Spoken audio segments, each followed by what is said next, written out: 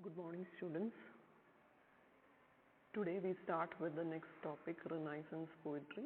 It is also known as Elizabethan poetry.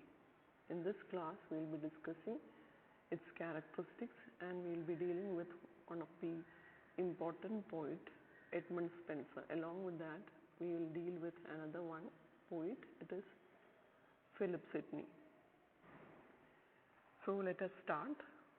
In the last class we were talking about the question why Elizabethan age is known as the golden age.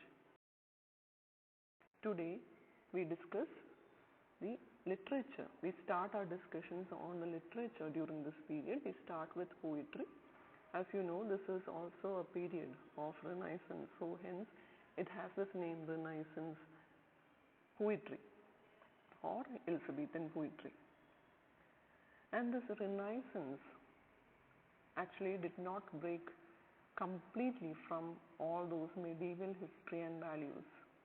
So before Renaissance, I gave you a brief introduction in my first class where I dealt with all those ages starting from Anglo-Saxon. അതിൽ നിങ്ങൾക്ക് മനസ്സിലാവും there is Anglo-Saxon period കഴിഞ്ഞാണ് Middle Ages, അത് കഴിഞ്ഞിട്ടാണ് Renaissance വരുന്നത്. പക്ഷേ Renaissance എന്ന് പറയുന്ന period, it did not completely break away from the earlier period, that is medieval period.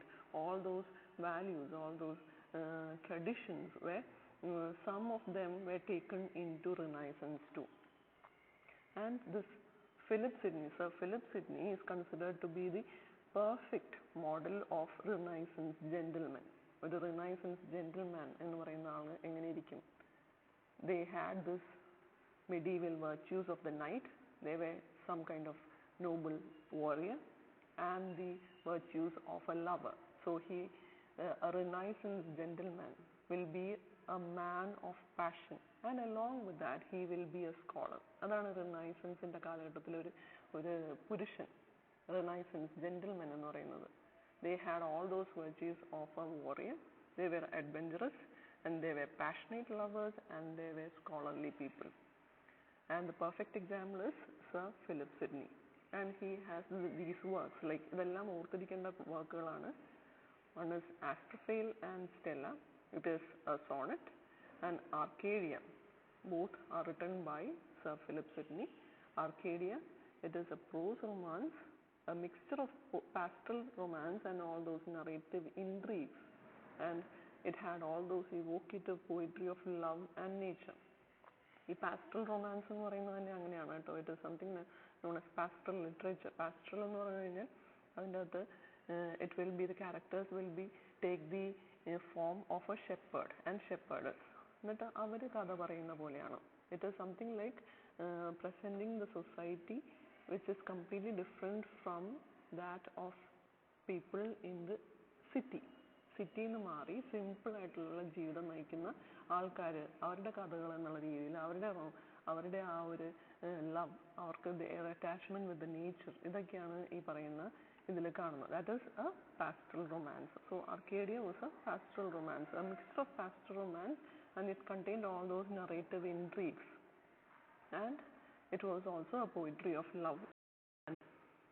And here, all these poets had this influence of Italian poets, mainly that of Francesco Petrarca. That is also, he is also known by the name Petrarch. Petrarchന്റെ ഒരു influence ഇവരുടെ എല്ലാ പോയിട്രിയിലും ഉണ്ടായിരുന്നു. Especially sir Philip Sidney, Edmund സ്പെൻസറിലെല്ലാം ഈ പറയുന്ന Italian പോയിറ്റിന്റെ influence ഉണ്ടായിരുന്നു. ഈ Petrarch, he wrote sonnets to his ideal woman, that is Laura. ഈ പറയുന്ന idealisation, there will be something like A perfect figure, A perfect woman or A perfect gentleman എന്ന് പറയുന്ന ഒരു ഫിഗർ എപ്പോഴും ഇവരുടെ വേഴ്സസിൽ, ഇവരുടെ പോയിട്രിയിൽ ഉണ്ടായിരുന്നു. So this kind of idealisation was very much A feature of all those Renaissance poems. And it also included all those classical illusions from Latin, Italian, and all those Italian Renaissance references, and also the contemporary concerns of the nation. And it made this 16th century poetry different in tone and content. അവിടെ ഓർത്തിരിക്കേണ്ട ഒരു പേരാണ് ഞാൻ കൊടുത്തിരിക്കുന്നത്. ഇറ്റ് ഈസ് Tottel's Miscellany. So this is the earliest of the period in 16th century in which this anthology was published. It was titled Tottle's Miscellany, Tottle's Miscellany, and it was Sir Thomas Yatt and Henry Howard, who was the Earl of Surrey, who actually transposed, who introduced Petrarchan sonnets directly into English. They introduced Petrarchan sonnets directly into English, and they found formal expressiveness which native English poetry had not enjoyed for 2 centuries. So they were the one who introduced sonnets, Petrarchan sonnets into an English form. So please remember these names, Sir Thomas Yatt and Henry Howard. Their anthology was titled Tottle's Miscellany. And Henry Howard, his sonnets are the first to use the rhyme scheme which you see in Shakespeare's sonnets. Shakespeare's sonnet, you know that there is a certain rhyme scheme. So Henry Howard was the first one to use that rhyme scheme. And during this period, poetry became the pastime, became a kind of a hobby of educated high society. Adoru hobby ആയി മാറി ഈ പറയുന്ന കവിതകൾ എഴുതുക എന്നുള്ളത്. And most often it will be the poetry of love. And it had these themes of transience. Transience എന്താണ്? It talks about the fleeting nature of life. ജീവിതത്തിൻ്റെ ആ ഒരു temporary nature-നെ കുറിച്ചാണ് പറഞ്ഞത്. And which you see in all the works of Shakespeare too. And also there were introduction of number of contrast binaries which you see from Renaissance period. And now we come to Edmund Spencer. Please remember, fill in the blanks will ചോദിക്കുന്നതാണ്. Edmund Spencer is known as the poet's poet. He is known as the poet's poet. എന്ന് പറഞ്ഞാൽ എന്താണ്? He actually influenced generation of writers. He was known as poet's poet because of his delight in the pure artistry of his craft. He mastered this craft of poetry and the use of pictorial imagery. If you read his works like Prothalamion, Epithalamion, you will understand how he pictorially represents images and all those sensuous description, linguistic richness, all these combine to establish him as one of the greatest of English poets. And his work earned respect from some of the most illustrious names in poetry, like John Milton later called him as our sage and serious poet, എന്നാണ് John Milton സ്പെൻസറിനെ വിളിച്ചത്. John Dryden called him or acknowledged him as his master, and John Keats, he called Edmund Spencer an elfin poet. Elfins are something like elves. It is a figure with mischievous charm. And William Wordsworth wrote these lines: "Sweet Spenser, moving through his clouded heaven, with the moon's beauty and the moon's soft space." And such praise refers primarily to his epic work. ഇതെല്ലാം ഈ price ഈ പറയുന്ന ഇവരെല്ലാവരും ഇത്രയും പുകഴ്ത്തി സ്പെൻസറിനെ കുറിച്ച് പറയുന്നത് ഈ ഒരു സിംഗിൾ വർക്ക് കൊണ്ടാണ്. Please remember this name, his single work. It is an epic allegorical poem, The Fairy Queen. So it was considered he wanted to write 12 parts of Fairy Queen. He could only write 6 parts and a bit of 7th. പക്ഷേ though it was unfinished, it is considered to be indisputably a masterwork of English literature. It contained chivalric romance, adventure, and he created a poetic world which moved centuries of readers. ഇപ്പോഴും ഈ പറയുന്ന Fairy Queen has moved the readers. It uses all those chivalric romances, adventures. It contained all those complex allegories which fascinate critics. So talking about a bit more about Fairy Queen, it brings together all those English myths, and എപ്പോഴും Edmund Spencer's work there will be kind of admiration of the monarchs, especially ആ കാലഘട്ടത്തിൽ നമുക്കറിയാം Queen Elizabeth. Here, even in this work, the Fairy Queen എന്ന് പറഞ്ഞു കഴിഞ്ഞാൽ he is actually addressing Queen Elizabeth. Fairy Queen എന്ന് പറയുന്നത് അവിടെ Queen Elizabethനെയാണ്. And all those elements of glory, ഇതൊക്കെ Queen Elizabethുമായിട്ട് equate ചെയ്താണ് ഈ പറയുന്ന ഇതിൻ്റെ structure പോകുന്നത്. And he brings together all those English myths.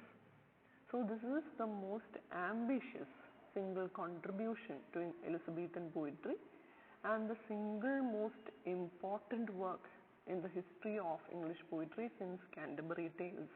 So the Canterbury Tales is the first major work. ആരെഴുതിയതാണ്? ചോസർ. അതിനുശേഷം വന്ന ഏറ്റവും ഇമ്പോർട്ടൻറ്റ് വർക്ക് അല്ലെങ്കിൽ അതിനോടൊപ്പം നിൽക്കുന്ന ഏറ്റവും ഇമ്പോർട്ടൻറ്റ് വർക്ക് എലിസബത്തൻ പോയിട്രി എന്ന് ചോദിച്ചു കഴിഞ്ഞാൽ എന്താണ് എന്ന് ചോദിച്ചു കഴിഞ്ഞാൽ ആദ്യത്തെ പറയുന്ന work it will be this the Fairy Queen. So it looks back to a golden age of pastoral harmony. ഇവിടെ ആ ഒരു pastoral romance ഒക്കെയാണ് നമ്മൾ കാണുന്നത്. And it also celebrated the court of Elizabeth I, and he tried to draw a comparison with King Arthur's legendary court. അപ്പോൾ Elizabeth Iന്റെ ആ ഒരു കോർട്ടിനെ he compares it with the legendary king's court, that is King Arthur's court. And നേരത്തെ പറഞ്ഞ പോലെ he could only complete half of the planned 12 books. And another work, ഇതെല്ലാം ഓർത്തിരിക്കേണ്ട വർക്കുകളാണ്. The other works, the Shepherd's Calendar, and there is this marriage hymn. It is Epithalamion. It is said that he wrote it for his love, Elizabeth Boyle, on their wedding day. അദ്ദേഹം കല്യാണം കഴിക്കാൻ പോയ Elizabeth ബോയിലിനെ address ചെയ്ത് എഴുതിയതാണ് Epithalamion. And there is also another work Prothalamion. അതും ഒരു wedding marriage hymn ആണ്. ഇറ്റ് ഈസ് actually written in celebration of marriage of the daughters of Earl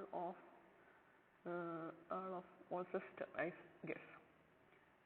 And all these works, we see the mingling of old traditions, and though he mingled old tradition, he created new poetry, new in verse forms, in language, in genre. So that is why Spenser is the one who got this title as a love poet, a great love poet, pastoral writer, and he was the person who restored this native language. And all three of these roles get enacted in his early work, The Shepherd's Calendar, in which he kind of demonstrated the expansiveness of rural dialect and English unadulterated and continental vocabulary. Native language use ചെയ്തു, ആ native ലാംഗ്വേജിനെ restore ചെയ്തു. ഈ പറയുന്ന ആ ഒരു old ട്രഡീഷൻസിനെ അതുപോലെ കൊണ്ടുവരികയും and also all those English myths and influences of Italian Renaissance and this admiration of this monarch, ഇതിൻ്റെ എല്ലാം ഒത്തൊരുമ, ഒന്നും ഇങ്ങനെ മുഴച്ചു നിൽക്കില്ല, എല്ലാം in ഒരു perfect blend you see in Edmund Spencer. And ഞാൻ നേരത്തെ പറഞ്ഞ പോലെ Spencer inspired all those succeeding generations of poets. That is why he earned this title, Poet's Poet. In Areopagitica, it is a great work, a prose work by John Milton, in which he praised Spencer as a better teacher than Scotus or Aquinas. Both are philosophers. അവരെക്കാളും നല്ല teacher. Neoclassicist, that is all those poets during Augustan age, that is Alexander Pope, John Dryden, they praised him for all those allegorical didacticism. And in 19th century, he was praised for his metrical virtuosity and all those all those beauties of his word pictures, how he weaves beautiful images through words. Reading epithalamion or prothalamion, it is like seeing a beautiful painting. And great romantics like Walter Scott, Lord Byron, John Keats actually imitated Spenserian stanza. അപ്പോൾ Spencer introduce ചെയ്ത stanza ഫോമാണ് ഒന്നുകിൽ Spenserian stanza എന്ന് വിളിക്കും, അല്ലെങ്കിൽ fairy Queen stanza form എന്ന് വിളിക്കും. You study it in this concise companion. And the Spenserian stanza demonstrated a kind of a flexibility, and you see this metrical inventiveness of Spenser there. And all those modern criticism continues to find deeper levels of meaning in the structure of Spenser's poem. Modern critics are trying to understand all those allegorical ingenuity and all those narrative and descriptive aptness in the works of Spenser. അപ്പോൾ modern critics വരെ ഇപ്പോഴും പഠനങ്ങൾ നടക്കും സ്പെൻസറിൻ്റെ ആ പോയിട്രിയുടെ സ്ട്രക്ചറിനെ കുറിച്ച്, അതിൻ്റെ അത് use ചെയ്യുന്ന അലിഗറിക്കൽ സ്ട്രക്ചറിനെ കുറിച്ച്, നറേറ്റീവ് ഡിസ്ക്രിപ്ഷനെ കുറിച്ച്. Now we come to the end of the lecture. So these are the general nature of Renaissance poetry. The first one, the introduction of sonnet form, and it was championed by Shakespeare. Shakespeare പഠിക്കുമ്പോൾ നമ്മൾ ഒന്നും കൂടെ പഠിക്കും sonnet form. It became one of the most dominant forms of poetry during this time, and along with that, lyric and narrative poetry, ഭാവഗീതങ്ങൾ എന്ന് പറയുന്നത്, poetry and verse plays, majorly written in blank verse. And you see the spirit of Renaissance which conquered England, which had a profound interest to borrow from classical text. ഇതെല്ലാം നമ്മൾ ഇപ്പോൾ സ്പെൻസറിൻ്റെ കാര്യം പറഞ്ഞപ്പോഴും പറഞ്ഞു. The use of classical allusions, classical textil നിന്നുള്ള allusions, references എടുക്കുക. And along with that, it had themes of nationalism, humanism. Humanism എന്താണെന്ന് ഞാൻ ആദ്യത്തെ ക്ലാസ്സിൽ പറഞ്ഞിരുന്നു. അത്രയും കാലം it was a god centred belief. അവിടെ നിന്ന് മനുഷ്യൻ്റെതായ വിലയുണ്ട്. He becomes the centre. And this elements, themes of patriotism, it got dominated in both poetry and drama. And all these poetry was marked by romantic luxuriance. നമ്മൾ കാണുന്നു pastoral romances, chivalric romances, and the elements of creativity, imagination, and along with that experimentations. ഇതെല്ലാം Renaissance poetryയുടെ പ്രത്യേകതകളാണ്. And along with that, the uses of metaphors were very common. So these are the general nature of Renaissance poetry: the use of sonnet form, lyric and narrative poetry, the spirit of Renaissance, use of themes of nationalism, humanism, patriotism, creativity, imagination, experimentation, and all those romantic luxuriance, use of metaphors. So here we end this lecture. In this lecture, we were talking about Renaissance poetry, their characteristics, and about a poet, that is Edmund Spencer. So there will be a short note and an essay from this part. So in my next class, I will be putting a test paper on these two topics. First one, why Elizabethan age is known as a golden age, and then about Edmund Spencer. So please study for the test which comes next Friday. Thank you girls. Have a nice day.